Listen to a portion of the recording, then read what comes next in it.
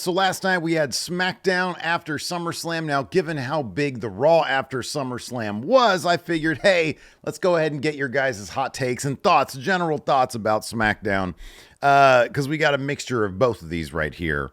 And so let's go ahead and dive into them. I don't know. I might make this a weekly thing because it's a decent way to sort of keep tabs on where SmackDown is and where Raw is. So let's go ahead and hop into it. First up, oh boy, here we go. Power Packers 90. I got Cena SummerSlam 2010 vibes by that ending great way, making the new bloodline look like jokes. I'll be honest with you. I don't know if you guys think this is a hot take or not. I agree with this.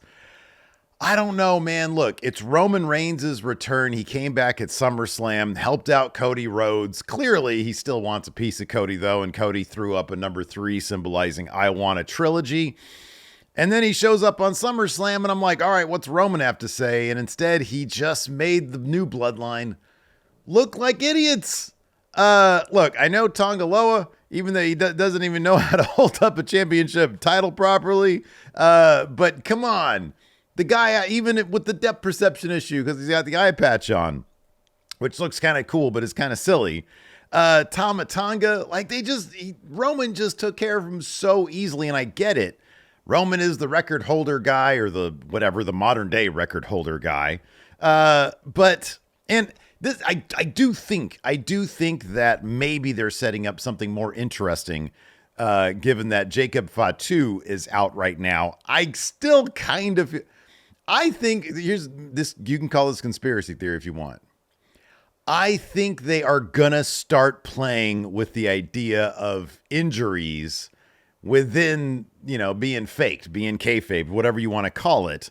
I feel like they did it with Rhea Ripley, and I feel like they did it with Jacob Fatu as well. That's my own personal opinion, and it's going to be interesting to see or to ever find out if that is the case, if that's how WWE is going to start playing things, and where they're going to toe the line between the real and the fake. Like if, God forbid, hopefully this doesn't happen, but if we had something as serious as like a Big E incident, how would they play that different than, the Rhea Ripley thing? They really seem to play that like it was a real thing, but maybe that's just on us. Maybe that's how they're quote unquote working the sheets. I don't know. That's a whole tangent, but you got to think that Jacob Fatu is out for a reason storyline wise. And I'm telling you, man, so many of the comments in this thread were all about how Jacob Fatu is the man. Jacob Fatu is the most compelling person in the bloodline, and Solo Sikoa is basically just, a Wish.com guy. Cena SummerSlam 2010, of course, that's when he buried the Nexus. I hesitate to go that far because Solo still got out of the way. Solo still is like egging on Roman, but it does not look good for the new bloodline. It really doesn't. Now, maybe once Jacob comes back, we'll get a little bit more, but for this to be the main event segment on SmackDown, the SmackDown after SummerSlam, where they set an incredible precedent on Raw, it sort of fell flat to me. It did. I need some more meat. And yes, I understand, be patient, and I actually have no doubt that the Bloodline stuff is eventually going to pick back up, but right now, Roman Reigns' return, it seems like they were just like, look, people are going to tune in for Roman. They're going to tune in for him. So let's just give them kind of the bare minimum at this point. Let's just sort of go ahead and have him do kind of copy paste what he did at SummerSlam already. We have him booked for a couple more appearances, and maybe he'll drop a promo or something. We'll get some amount of intrigue going forward. But right now, not the most intriguing way to kick off this new bloodline thing. Shotgun Sean, says everyone is so sure that men's War Games match will be around the bloodline with Sammy and Jay involved, but no one's considered it might be Judgment Day versus Priest with Sammy and Jay. That's a possibility. My only qualm with that, because they would never do this, is right now the feud is between Priest and Rhea and the Judgment Day, unless they're going to rope Liv into that match as like a mixed tag version of that. But I don't even know if that would work. I don't even know if that would be something they could do. So yeah, I don't know.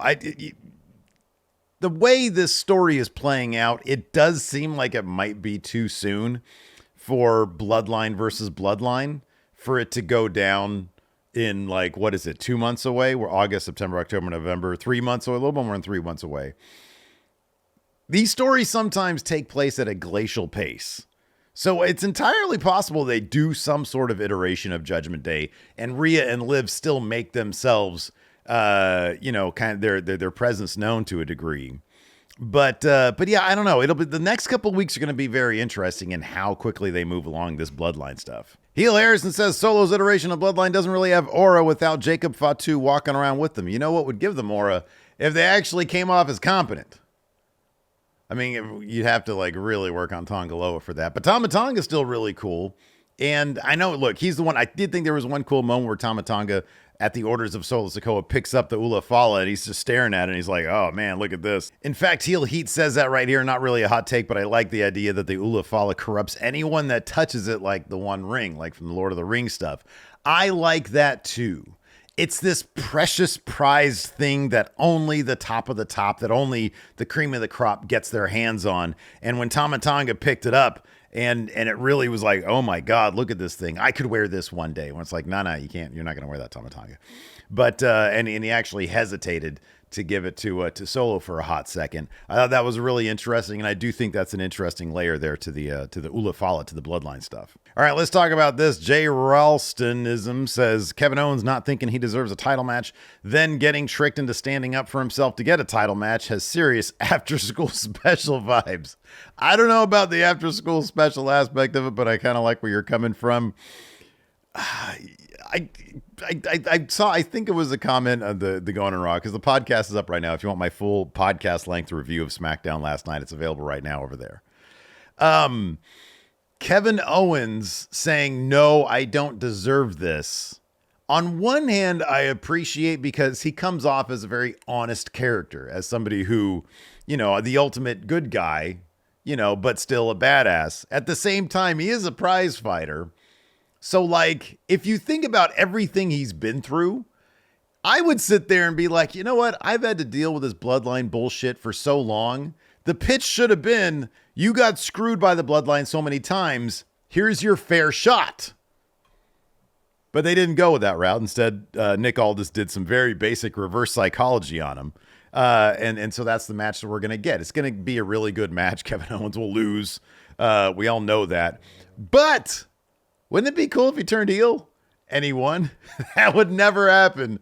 But if this is going to be a situation where he goes heel, he goes bad guy, that would at least present somebody for Cody Rhodes on SmackDown to feud with for an extended period of time. Just Right Pro here says SmackDown has no one to challenge Cody. Exactly. When Kevin Owens says to Nick Aldis, look in the locker room, you can find a number of people who are worthy there. You really can't. They got rid of Bobby Lashley. And Randy Orton moved over to Raw for the Gunther feud, and there are no big name heels over there. SmackDown is in a terrible position for Cody Rhodes to be champion when there's nobody over there. Like, they had to dig into the baby faces for Kevin Owens. Where's AJ Styles? Where's Shinsuke Nakamura? You don't want that. Never mind. You don't want Shinsuke Nakamura for Cody Rhodes. Never mind. But where are the big name heels on SmackDown? It's completely depleted. Right Now and Later says Cody Rhodes feels like an interim champion setting up matches with his besties because he doesn't have a legitimate feud. I wouldn't go so far as to say he feels like an interim champion. Interim champion is somebody who's like, I don't know, like a transitionary champion, I think is what you mean. Waiting around for somebody else. I don't think there's any guarantee that the final boss or your L's up, Rock 10.0 is going to beat Cody Rhodes if they have that match at WrestleMania. I think it's a possibility, but I don't think it's Cody is still the A guy in the company. He is still the number one attraction in the company. I think every possible metric suggests that, the merchandise, everything. And it's kind of a testament to just how much he's connected with people.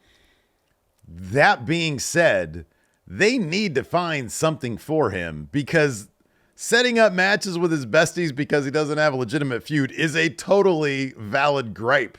That should not be the case. Now, if it sets up Kevin Owens as a heel, maybe, and then he falls down and he's able to feud with LA Knight for the US title, maybe, because Kevin Owens has history with that as well on SmackDown. maybe that's going to help out the brand, but whoo boy, they got nobody there. They got nobody. Hipster Chandler says, I'm glad Orton went to Raw. It's too obvious he would lose to Cody. Yeah, but they teased him staring at Cody's title all that time. Unless that might end up being the Cody Saudi Arabia match as Randy Orton. He loses to Gunther, comes over to SmackDown, and then he loses to Cody in Saudi Arabia. The Wallinator here brings up the real A story on SmackDown. That is the return of Giovanni Vinci Vittoria. He says Giovanni Vinci getting ditched by Imperium and returning to his 2.0 gimmick is his best chance of success. I agree wholeheartedly. I really wish that when Imperium brought him in, it was as that NXT 2.0 version, the one that we saw in the video vignette last night on SmackDown. I think, I don't know what the dude's ceiling is. I really don't. It'll be interesting to see if they bring back the whole freeze frame with the Vittoria thing. I don't know if they're going to do that or not. But I'm glad that the guy is getting that gimmick back because I thought that it was his best chance of success. Whether or not it ends up working, seems like he might be a ready-made feud for LA Knight for the US title, which he'll lose. But then, if the crowd responds to him, if he's able to get over at the crowd as a bad guy, then hey, maybe it's onwards and upwards. I don't exactly know what that. Hey, at the draft, you can reunite him with not reunite him, but put him back on the same brand as Gunther, and then they can feud. But goddamn, there's nobody on SmackDown. Aldo here with some sort of big picture philosophy says Raw is better than NXT, which is better than SmackDown. It's not even close. SmackDown has Cody, Bloodline, KO, and Randy. That's it. No one else has a truly engaging or thoughtful story going on. They're all C tier. I don't disagree with this. I think you got Pretty Deadly doing their musical. DIY they're going to end up probably beating Street Profits for that title shot. Maybe it'll be Street Profits. Either way, nobody's going to beat the Bloodline for those tag titles. Yeah, I'm kind of have a problem with them wrapping the tag title up into that main A story, kind of like they do on Raw with Judgment Day. Because here's the bottom line, you're going to have a bunch of tag teams with nothing to do. Senor Alien says the SmackDown women's division is ice cold creatively. Raw and even Dynamite are lapping SmackDown in terms of women's stories and match time. I don't disagree with that. I think that, I don't think it was a good idea to get the tag titles off of Jade and Bianca. I do think they should be sort of that mountain that people have to climb, so to speak. Because right now it's just, they'll get that tag title shot, but right now they're in a 6-man tag situation because Naomi made her big return last night, which she got a huge response, and that's great. I love Naomi. I like the big three getting back together. But yeah, it's just motivating. Probably a SmackDown main event. Maybe they'll take this to Berlin. But where was Nia Jax last night? They set up this great thing where Tiffany Stratton is like, the buddy of Nia Jax. Nia Jax wasn't on the show last night. And then Tiffany Stratton is still sort of shit talking with Chelsea Green. So I guess that's going to be kind of a feud because I guess Chelsea's going to be maybe a good guy now. Look, people don't want Chelsea to be a bad guy. She's going to be a good guy. So maybe that'll be a feud. But yeah, there's not a lot. I'll be honest with you. I don't even think it's necessarily SmackDown's women's division. It's SmackDown's tag division. It's the women's division. It's the mid-card division. LA Knight looked like $1 million for that title, and I think that's great. But as soon as Santos came out, I was like, that's not exactly interesting because in my mind, I just think Santos loses a lot. I've not seen him win a ton of matches. I guess he won the stuff over like Apollo, but Apollo and Baron are so deeply buried right now. I know they're trying to dig these guys out, but I don't know. They have not done them they have not done right by them for months. And it's going to take some time and effort to get them heated up. And coming out and fending off the rest of Legato, I don't know, that's the way to do it. Isaiah TV says, I thought Raw and SmackDown never being consistently great at the same time was a Vince thing, but it's still an issue in the Paul Levesque era. Both shows should have entirely separate booking teams that include Triple H. He should focus on Raw and hire a new head booker for SmackDown. He would still oversee it. So I agree with the general sentiment that, yeah, for some reason throughout the years, one show is always good and the other show is always boring. That being said, I don't really know exactly what the internal structure of creative is. Let's be honest. NXT is its own island, right? So you got 5 hours of weekly wrestling television to book. I know this is going to sound like a cop-out. That shit is probably not easy. And I honestly don't think it's Triple H sitting there with doing everything. He's got a variety of writers. You know, SmackDown has a head writer, Raw has a head writer, and he just sort of approves stuff. So whether it's, hey, get a new head writer of SmackDown so that they can mix things up and they can make things a bit more interesting or what, I don't know. But I don't know. That's exactly the point. Not knowing the creative structure there exactly and being able to diagnose the problem. I'm just a podcaster. I'm just a YouTube guy. You know, I'm just a fan. What do I know about that? All I know is that SmackDown was a bit on the mid-level. And some of you in the comments enjoyed SmackDown last night, and that's great. That's awesome. But there seemed to be a spark missing from it, and I really thought that main event angle would be one of those where it's like, oh, shit, this is really cool. But it was just Roman coming out and making everybody look like an idiot. All right, we're going to end on this one. Ocean Osborne says Pretty Deadly should have a 2-hour musical one week instead of SmackDown. Do it.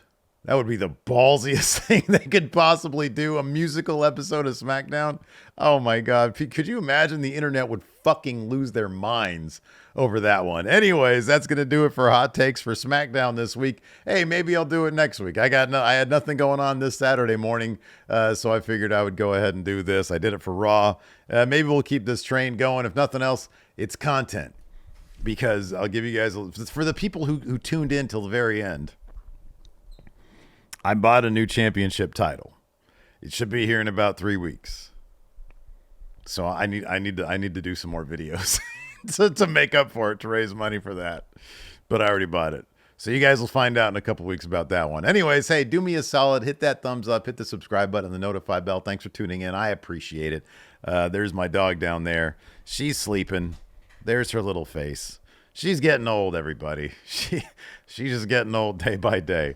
She's taking those long naps during the day. Anyways, till next time, we'll see you around.